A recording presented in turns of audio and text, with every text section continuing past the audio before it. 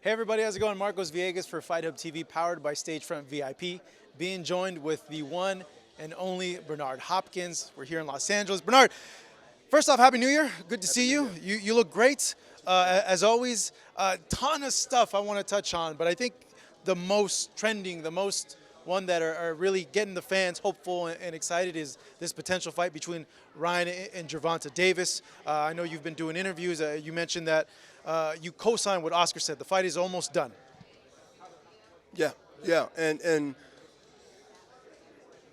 we have time, but we had enough time to get through the business part and then get to now the anticipating dates and times and places where media will play a role in different cities to announce what I believe is going to be one of those super fights like we witnessed with Hagler, Tommy Hearns, the Roberto Duran fight with Ray Leonard, especially the second one. And I can go on and on with a lot of fights, whether it was Puerto Rican versus African American, whether it was Mexican versus African American. That at the end of the day, we have a rival here on paper that can potentially break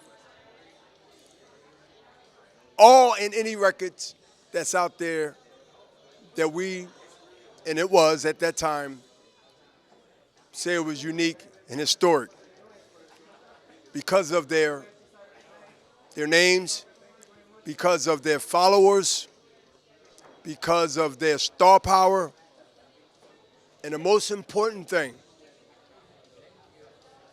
their skills.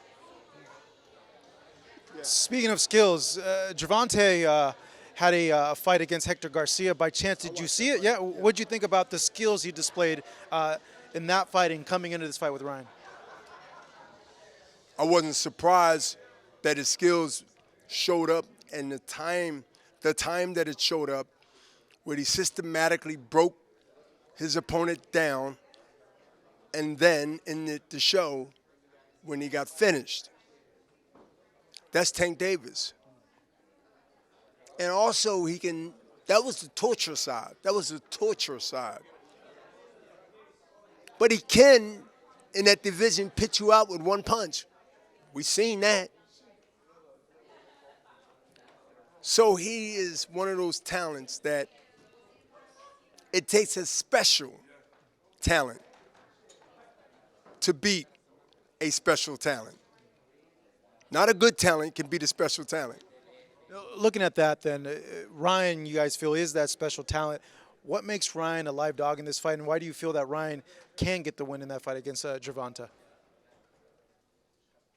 He wants it. He has to want it. But everything you want, you don't get. We all experience that. But Ryan's skills and Ryan's heart and demeanor and life lessons recently woke him up big time to understand he wants this moment and don't want nothing else in the middle.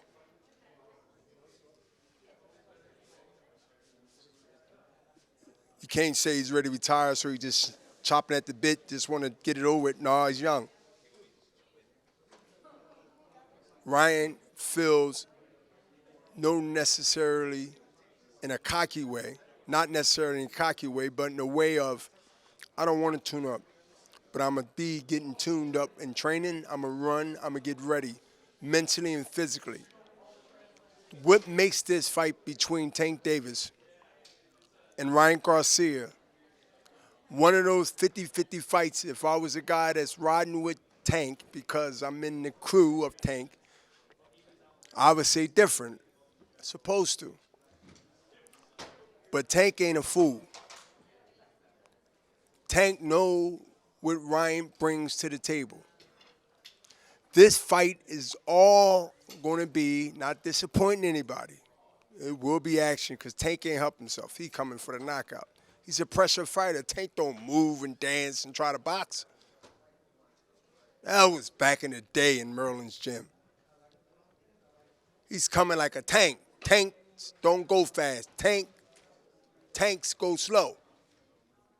Ryan has speed, charisma, technique, demeanor, will, and life lessons that he felt he came back from the dead in his personal life. What man can beat me now? This is Ryan's demeanor. And then you take Tank Davis and look at why he has to show that he had moves in his life, in his career, where he had to do things unorthodox that he got bashed for doing, leaving Floyd Mayweather, to cross the pond, especially the Oscar de la Hoya pond. Can you understand how the backlash you can get for doing that? I commend Tank on saying, hey, this is my career. You had yours. I respect you from buying me a chain, buying me this, buying me that, take me on a jet. All that's great. But at the end of the day, I'm only going by his interview. You seen it and I seen it. Tank sat back and said, guess what? Thank you, Floyd Mayweather, for all the things you gave me. If the intentions was you just looking out for me. But I got an opportunity to fight this big fight. And this soap opera shit between you and Oscar for all these years, I'm not going to let it affect me. That's my interpretation. I know a little something. And Tank wants to do the fight, but he had to break away from the chains of somebody he still respects and respected then, and felt like, I'm going to do him wrong if I do this. Somebody and Tank had many conversations, I believe, and he said, man, I got to do what I got to do. This is my career.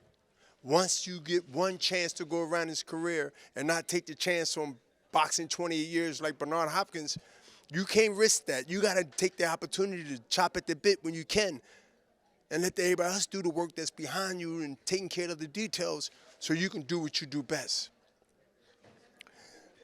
Tank Davis said he wants to do what he do best, and he wants to beat the most popular fighter right now, not only in numbers, because we do live in a social media world where you have to respect that because, yeah, skills pay the bills, but customers helps too. They both have customers. We know what Ryan has. We know what Tank has. We need a fight. We're thirsty in boxing for a fight of this magnitude. Anybody out there that deny that is crazy. Quote, there's a lot of stuff out there that people like and some people don't. There's bare knuckle fighting. There's this fighting. There's that fighting. They even got slap fighting on there. Hey, Floyd. They even got the slap contests where on national TV they slapped one guy, got slapped and knocked out. So listen, we understand the fans right now, and I'm putting a plea out to the fans. Watch Saturday, The Zone. Watch Kid Austin. Watch Floyd of this era do his thing. And we're going to help y'all with this slap contest that I can't understand who made this up, and it's on national TV. Golden Boy is going to try to save the integrity of physical contact. So just bear with us.